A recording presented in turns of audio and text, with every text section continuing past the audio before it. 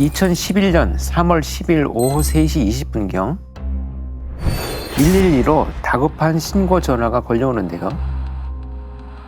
작은 슈퍼를 운영하는 할머니가 가게 창고에서 머리에 피를 흘리며 쓰러져 있는데 아마도 사망한 것 같다는 신고였습니다. 신고자는 그러면 손님이었던 건가요? 신고자는 바로 옆 가게 사장이었습니다. 그날 오후 3시쯤 유선방송 기사가 찾아와서 슈퍼 할머니가 직접 AS 신청을 해서 왔는데 가게 문이 닫혀 있다. 휴대전화 번호를 모르는데 대신 전화해서 어디에 계신지 물어봐 달라고 했다는데요. 할머니가 통화가 안 돼서 수리기사를 그냥 돌려보냈다고 했습니다. 오후 3시 신고 20분 전이네요. 그러니까 이미 범행이 벌어진 것 같은데 지금. 옆집 사장님은 어쩌다가 슈퍼를 가본 거죠? 곰곰이 생각해보니 할머니가 가게를 잠시 비울 일이 생겼으면 자신에게 미리 얘기를 하셨을 텐데 말도 없이 가게 문을 닫은 게 좀 이상하더랍니다. 그래서 슈퍼로 가봤더니 정말로 내부가 캄캄한 게 인기척이 없었다고 하고요. 혹시나 하고 가게 문을 살짝 당기니까 문이 열리더랍니다. 사람은 안 보이는데 TV가 켜져 있었다고 했고요. 그러다 사망한 할머니를 발견한 그런 상황이었습니다. 야, 3시엔 잠겨있던 문이 20분 후에는 열려 있었다. 그 사이에 할머니가 돌아오셔서 가게 문을 다시 열다가 뭔가 변을 당하신 걸까요? 현장은 어떤 상황이었을까요? 가게 내부가 굉장히 좁았는데요. 그 입구 오른쪽에 계산대에 할머니가 평소 앉아 계셨다던 의자가 놓여 있었고요. 혈흔이 보여 있었다고 합니다. 벽에 쓸린 혈흔 자국도 있었고요. 계산대부터 바닥에 뚝뚝 떨어진 혈흔 자국이 있어서 따라가 보니 가게 안쪽 창고에 피해자가 엎드려 있었다고 합니다. 계산대에서부터 공격을 당하신 것 같은데요. 혈흔 형태로 봤을 때 그 마지막 공격이 창고에서 이루어진 걸로 추정이 됐는데요. 창고 바닥에 쓰러진 뒤에도 재차 공격이 이루어졌을 걸로 보였다고 합니다. 아주 낮은 높이의 비산혈흔이 남아 있었거든요. 주로 머리를 공격당해서 뒤통수에 함몰된 상처와 찢긴 상처들이 여러 군데에 보였다고 했습니다. 사인은 뭘로 나왔나요? 두개골 골절로 사망하셨습니다. 아휴. 머리 외에 다른 곳에는 큰 상처가 없었다고 하고요. 불상의 둔기로 8회 이상 뒤통수를 가격당한 것으로 나왔습니다. 아유, 이게 머리만 노려서 계속 뭔가를 내려쳤다면 이건 살인이 목적이지 않을까요? 그 돈을 노렸을 가능성은 없나요? 강도일 가능성? 당연히 있었습니다. 할머니의 조끼 주머니 안감이 밖으로 뒤집어져 있었거든요. 가게 금고가 고장나 있는 걸로 봐서는 할머니가 주머니에 현금을 넣고 다녔을 가능성이 높았기 때문에 주머니에 있던 현금을 가져간 게 아닌가 이렇게 추정됐고요. 할머니가 이 가게 안쪽에 있는 작은 방에서 혼자 살고 계셨는데 마루와 주방에 혈흔 족적이 찍혀 있었다고 합니다. 장롱문도 열려 있었는데 뒤진 흔적도 있었습니다. 야, 그러면 슈퍼뿐만 아니라 할머니 방까지 다 뒤진 거네요. 아니 가게도 분명히 작았다고 했는데 거기에 현금이 있으면 얼마나 했다고 또 그걸 다 가져갑니까? 혈흔 족적 말고 범인을 특정할 만한 다른 단서는 없었나요? 범인의 손이 닿았을 만한 출입문, 형광등 스위치, 안방 내부 등을 모두 확인해봤지만 장갑흔이 찍혀 있었습니다. 혈흔 족적과 동일한 문양의 신발을 찾긴 했는데 시장에서 판매하는 제품이라 구매자를 확인하기가 쉽지는 않았습니다.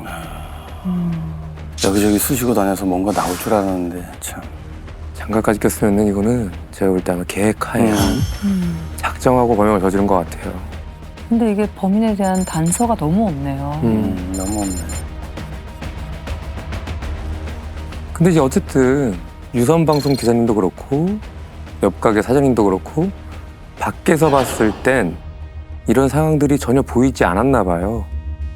그랬나 보다. 불이 꺼져 있어서 그랬던 건가 그러면? 맞습니다.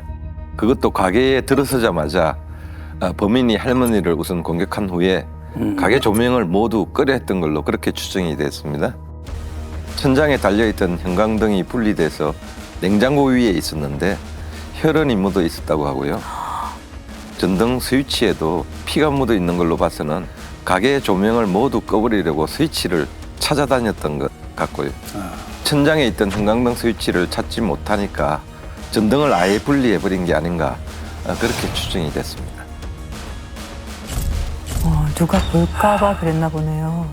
그러니까 이제 들어서자마자 뭘 해야 할지 아예 계획을 하고 들어온 느낌. 그런데 할머니를 공격한 후에 한 행동이 하나 더 있었던 걸로 추정됐습니다. 자, 아까 3시에 유선방송 기사들이 방문했을 때 가게 문이 닫혀 있었다고 했잖아요. 네. 그리고 20분 후 신고자가 문이 열려 있었다고 했고요. 범인이 그 사이에 슈퍼에 있었던 거죠.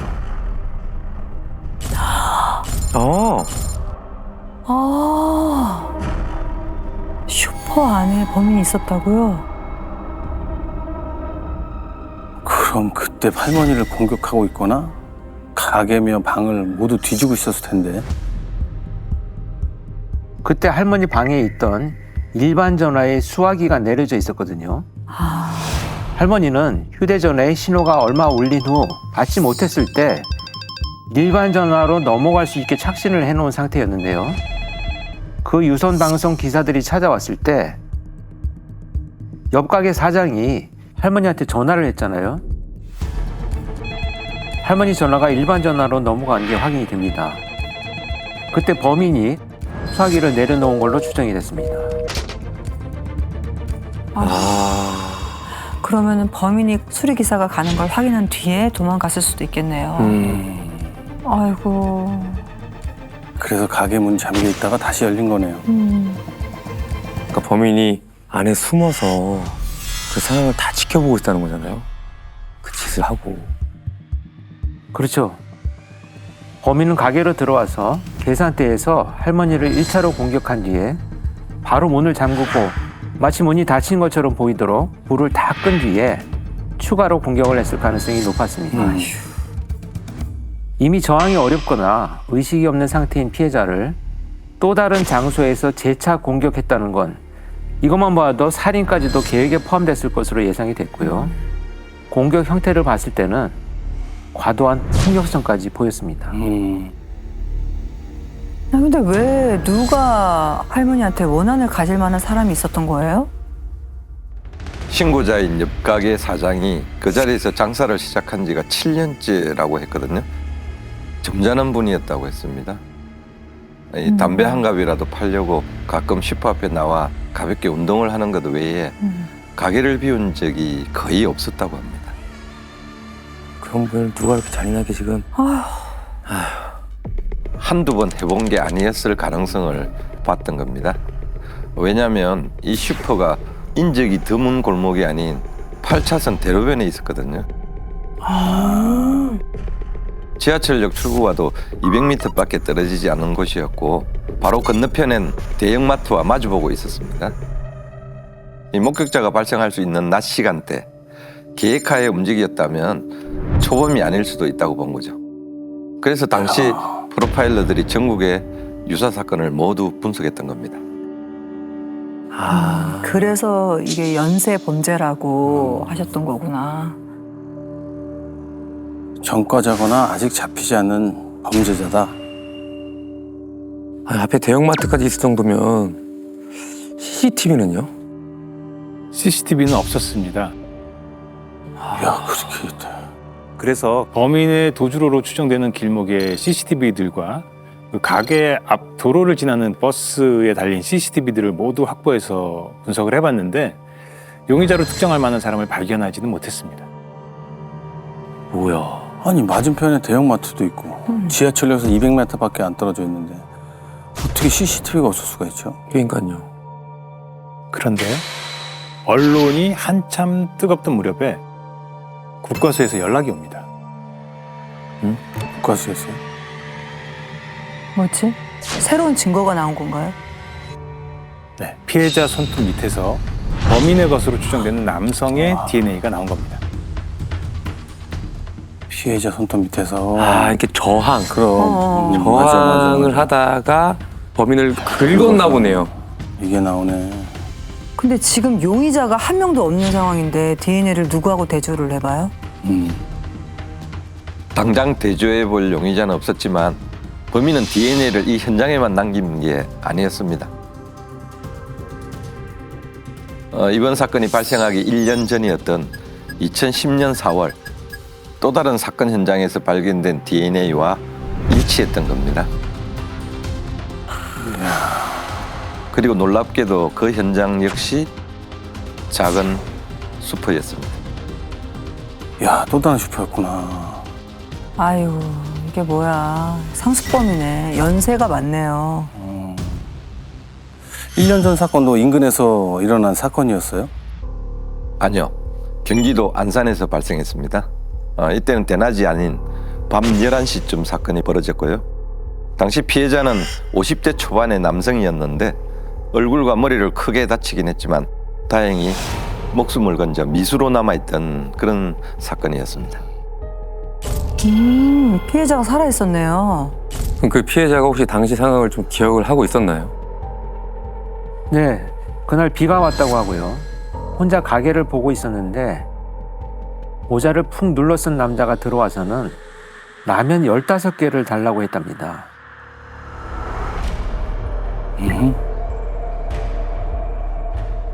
진열장 앞에 쪼그려 앉아서 봉지에 라면을 담는 순간 무언가로 머리를 3개 맞고 쓰러졌는데 정신을 차리고 올려다보니 그 남자가 망치 같은 걸 손에 들고 자기를 내려다보고 있었다고 하고요.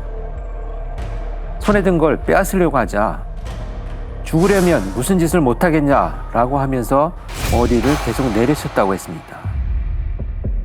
아유. 그래서 그분은 어떻게 빠져나오게 된 거예요?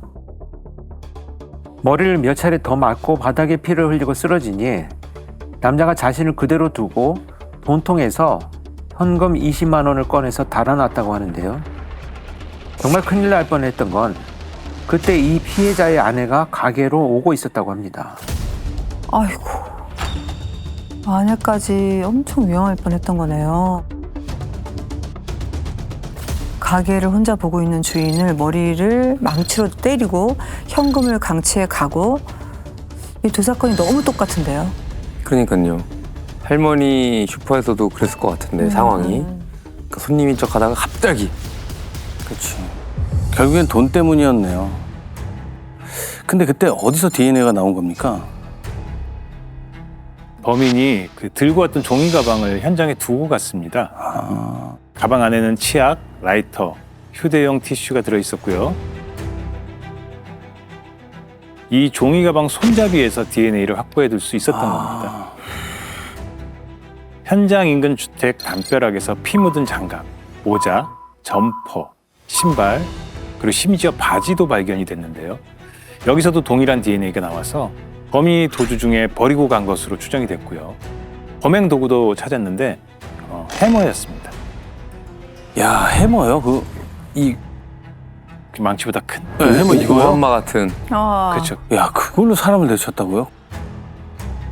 한 번 내리치면은 꼼짝도 못할 것 같은데요, 그거는. 아휴. 근데 바지까지 발견된 거 보면 현장에 다 뭔가 이렇게 벗고 도망갔을 리는 없을 것 같은데. 그럼 또 눈에 더 띄니까요. 그러니까. 설마 갈아입을 옷을 준비를 하고 애초에 범행을 계획했다? 근데 그때 가장 중요하게 봤던 건 범행 도구인 해머였습니다. 근데 그 해머에 뭐 다른 게 있었나요? 이 사건 범인의 해머가 사용감이 없는 새 거였었는데요. 해머 자루를 톱으로 잘라놨더라고요. 그 손잡이가 기니까 가지고 다니기 용이하고 또 공격할 때도 거슬리지 않게 범행 도구를 범인이 개조를 했다는 것, 그것이 드러난 거죠. 그렇다면 결국 위협을 하는 것만이 목적이 아니고 이걸 반드시 사용할 목적이 있었다 이렇게 보여집니다. 이 범행 도구를 가지고 다니기 편하게 만들었다는 것은 계속해서 범행을 저지르겠다는 생각이잖아요, 이거는. 아, 너무 끔찍하네요. 그러면 그 당시에 범인 얼굴이나 뭐 나이대나 이런 거는 좀 기억을 하셨던 거예요? 네, 그 30대 중후반의 키가 좀 작은 편이었던 걸로 기억하고 있었고요. 모자를 쓰고 있어서 얼굴은 자세히 기억하지는 못했지만 기억할 수 있는 것만으로 몽타주를 만들어 두긴 했었습니다. 근데 그때 왜 안 잡혔을까요? 그러니까 DNA에 몽타주까지 도 있는데 말이죠. 그러게. 안산 피해자가 범인의 말투가 좀 어눌했다고 했는데 마침 인근에 외국인들이 많이 살고 있어서 거주자들을 중심으로 탐문하고 DNA를 대조해봤는데 일치하는 사람이 없었습니다. 당시 가게 주변에 범인이 찍힌 CCTV가 있었는데요. 통화를 하고 있는 것처럼 보여서 그 시간대에 기지국 내 발신자 정보를 모두 추적해봤지만 마찬가지로 용의자가 나오질 않았습니다. 주택가 골목이면은 이 동네 연고가 있는 사람이 범인일 것 같은데. 아니면 안산과 서울 그 사건 모두 그 지역을 잘 아는 사람이거나 그렇죠. 그렇죠. 특이하게도 두 사건 모두 지하철 4호선 라인이라 각 사건 발생 무렵 연고가 있는 용의자들을 추려내 보기도 했는데요. 수상한 남자가 한 명 걸려듭니다. 아, 있었나 보네. 교집합인 사람이. 누구였는데요? 서울 사건 현장 인근에 거주하는 동종 전과자 리스트 중에서 1년 전 안산 사건이 발생했던 그 인근에 살았었던 40대 남성이 있었던 겁니다. 뭐야, 1년 전 사건 현장 인근에 살았다고요? 30대 중후반이라고 봤는데 용의자가 40대다. 그것도 얼추 맞는 것 같고요. 그러니까 너무 수상한데 이 남자. 네. 근데 지금 걸려있는 사건도 두 건인데 동종 전과자라는 거는 그 전에 또 범행을 했었다라는 말이 되는 거잖아요, 지금. 그렇죠. 남자의 전과를 조회해보니 20대 중반이었던 1994년 절도죄로 수감된 걸로 시작을 해서 99년 강도 상해와 특수절도로 그리고 2003년 강도 상해죄로 수감된 기록이 있었습니다. 2009년 12월에 출소한 걸로 확인이 됐고요. 야, 이거는 진짜. 이거 지금 나오면 또 들어가고 나오면 또 들어가고 참. 그러니까. 2009년 12월에 출소를 해서 안산이 2010년 4월이라고 했으니까 출소한 지 4개월 만에 또 그 짓을 했다는 거네요. 그러니까. 근데 안산에서 범행을 저지르고 왜 1년간 가만히 있었지? 이건 지금 바로 안 잡으면 또 다른 피해자가 너무 많이 나올 것 같은데요.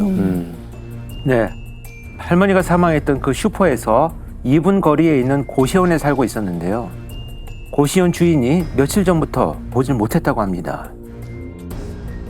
야, 며칠 전부터 안 보였다는 건 벌써 도망갔다는 얘긴데.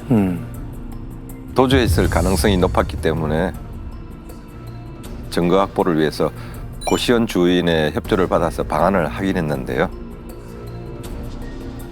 특별한 건 없는 평범한 방이었는데 냉장고 위에 검은 비닐봉지가 하나 보여서 들어보니 꽤 묵직하더랍니다. 야, 그럼 설마 그 범행에 썼던 해머? 뭐였나요? 동전이었습니다. 어? 동전? 아, 동전. 숲에서 훔친 게 아닌가 의심됐고요. 아이고. 고시원 현관에 각 방의 호수가 적힌 공동 신발장이 있어서 그 열어봤는데 거기에 수사팀이 그토록 찾던 게 깊숙이 숨겨져 있었다고 합니다.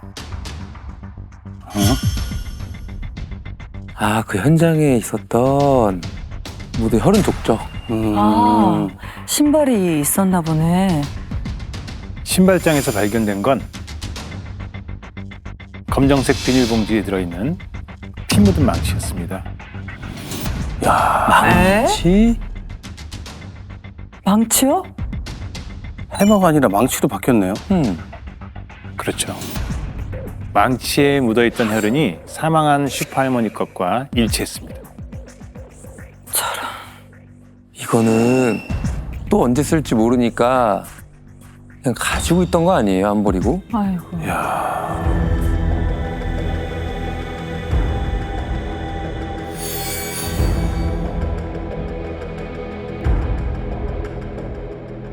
일단은 지금 급한데 잡았나요?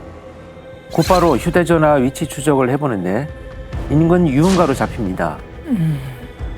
새벽 4시간 넘어 술집들도 거의 문을 닫을 시간이 돼도 위치가 그대로여서 그때 형사들 촉이 이건 PC방이다 싶어서 인근을 싹 뒤졌는데 게임을 하고 있었다고 합니다. 뭐야? 대체 왜 그랬답니까?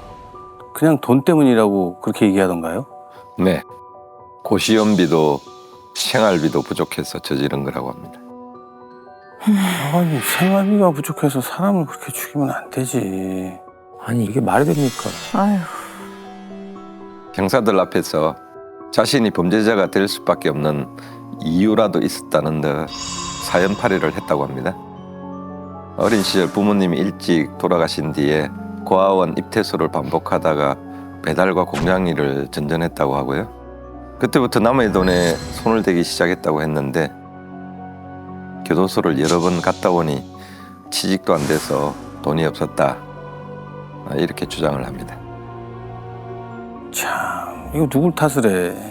탓을 어렵게 할 사는 수도 사람이 뭐 한두 사람이야. 당연하지. 아니, 사지가 멀쩡하면 무슨 일이라도 해서 그럼. 돈을 벌 생각을 해야지. 이게 너무 방식이 틀렸잖아요. 그게 탐난다고 돈 빼앗다가 남의 목숨까지 뺏는다는 게 이게 말이 되냐고요. 그러니까 살인을 한 사람이 그걸 이유로 들어서 변명을 한다는 것 자체가 그럼. 너무 비겁한 거죠. 더 화가 나는 건 네. 그 할머니 슈퍼에서 훔친 돈도 25만 원 정도였습니다. 이 가게 문을 잠그고 안방을 뒤지다가 밖에서 누가 문을 두드리는 바람에 도망쳤다고 했습니다. 그런데 더 기가 막히는 건 진술 도중에 잠시 조사를 멈출 것을 요청합니다. 네? 중단 요청을 해요? 뭐야? 뭐 갑자기 뭐 묵비권이라도 행사하겠다 뭐 이런 거예요? 1년 전 안산 사건도 본인이 한 게 맞냐고 물었더니 갑자기 마음이 괴로우니 다음에 다시 진술하겠다. 지금은 죽고 싶은 심정이다. 이렇게 말을 합니다. 아니 그렇게 괴롭힌 놈이 또 망치를 들어? 근데 이것도 시간 좀 벌려고 하는 것 같아요. 그렇지. 빠져나갈 구멍 찾고 있는 거지. 그렇죠.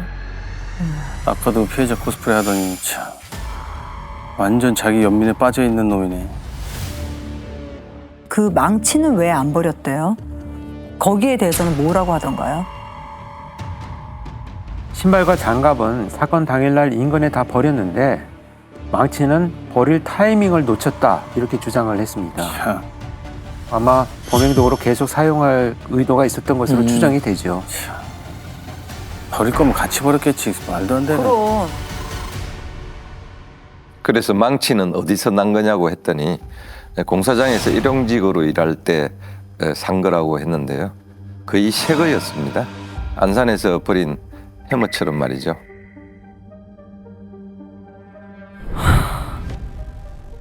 이거는 일하려고 한 게 아니네요. 다른 여죄가 또 있었나요? DNA 같은 직접 증거가 있는 사건들만 인정을 합니다. 자신에게 굉장히 유리한 방향으로 말이죠. 특히 안산 같은 경우에는 볼 일이 있어 우연히 갔다가 돈이 떨어져 우발적으로 범행을 했다고 했고요. 범행 후에 우연히 근처 빌라에 들어갔다가 복도에 신발이 있어서 바꿔 신었고 비 때문에 추워서 옷을 2겹 껴입고 있었던 걸 한 겹 벗어두고 간 거다.